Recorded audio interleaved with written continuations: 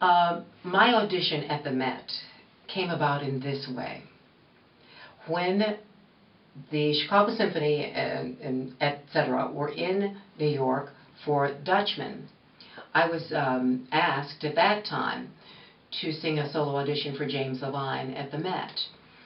And again, kid out of the chorus, I'm thinking, shouldn't you speak a foreign language? Shouldn't you have some experience singing opera? Shouldn't you have all of this experience, just in general?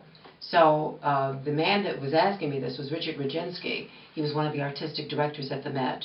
His father, Artur Rajinski, was a very famous conductor. And my answer to him was no. I didn't think I was ready, and he kind of looked at me like, okay. So I went back to Chicago. My voice teacher and I were not the best of friends, but I could not pull away from this situation. Won't go into any details. But I finally made one decision, and the decision was that I was kind of done with this organization that I was singing with. Done. Didn't care if I didn't have any money, no friends, nothing. I'm done. That was on a Sunday evening.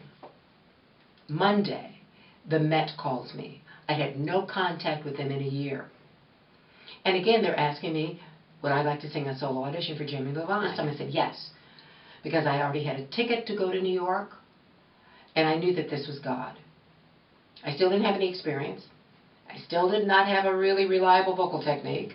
I said, okay, God, let's do this. So I get to New York, and I sing my audition at Carnegie Hall. And it was less than stellar. And Jimmy Levine comes up to me and asks me if I'm studying with anyone, and I said no. And he said, well, I think you need about this much more. I said, well, I didn't ask him what that meant. Okay. So I go back to my hotel room, and I call a friend of mine, and I'm bemoaning the fact that God brought me here, and this audition was just a disaster. And he very calmly said to me, Isola, don't worry. There was only one person there. I said, who? He said, God. God was the only person singing. God was the only person listening. Okay, that sounds good. I can run with that. The next day I'm in the Met. I was doing some performances there with the American Ballet Theater. That's why I had a ticket to go to New York. I was already singing at the Met, but it was with the ballet company. I ran into Jimmy Levine, and I apologized for my audition, and he said, no, I think it was good. I just want to talk to you before you leave New York. And I told him where I was staying, right across the street, but he didn't call me. So I figured, okay, he doesn't like to deliver bad news face-to-face, that's okay. I don't like to receive bad news face-to-face either. Good. I'm in my apartment in Chicago, singing the habanera, and watching television with the sound off, and the phone rings, and it's the Metropolitan Opera. And they're offering me a grocery list of roles to learn. Now, how is that possible? This is the Metropolitan Opera. I don't know any foreign languages. I really don't sing opera. I need a place to live.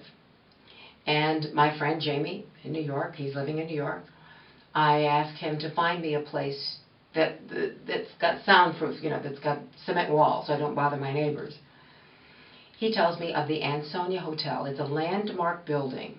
It looks as if it's been plucked up out of the middle of France and set down in the middle of Manhattan. There are lots of buildings like that in New York. They cannot change the facade of the building. Instead of windows, you have French doors and little balconies. It looks like Paris. It's a gorgeous building. So I called the manager there, and I asked him if he had any apartments available. He said yes. This is Manhattan. I asked him could he save a couple of apartments for me to take a look at, and he said yes. I sell all of my furniture.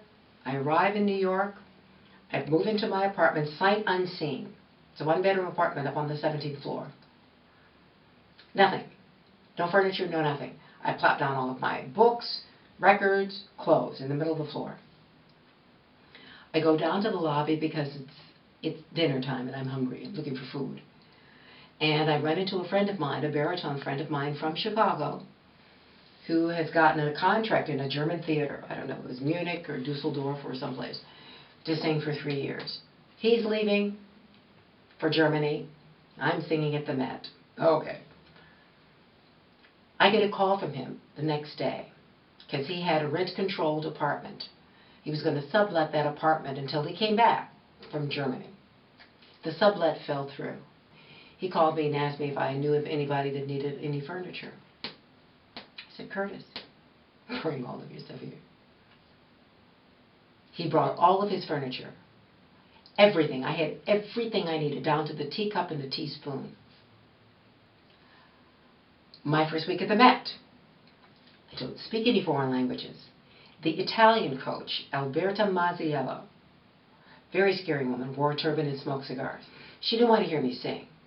She simply wanted to hear me pronounce the Italian in the part of Maddalena in Rigoletto. Well, I said something that just kind of just made her crazy. And so she got on the phone and she got a coach for me immediately to coach me in the pronunciation of Italian. The next thing that I knew, I was in the second live telecast ever from the Met, in a featured role of Maddalena in Rigoletto.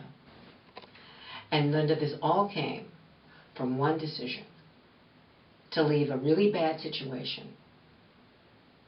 Just like Abraham, he leaves Ur and he asks God, where are we going? God says, I'll tell you when we get there. Well, that's how I felt. I'm just going. But God's got your back.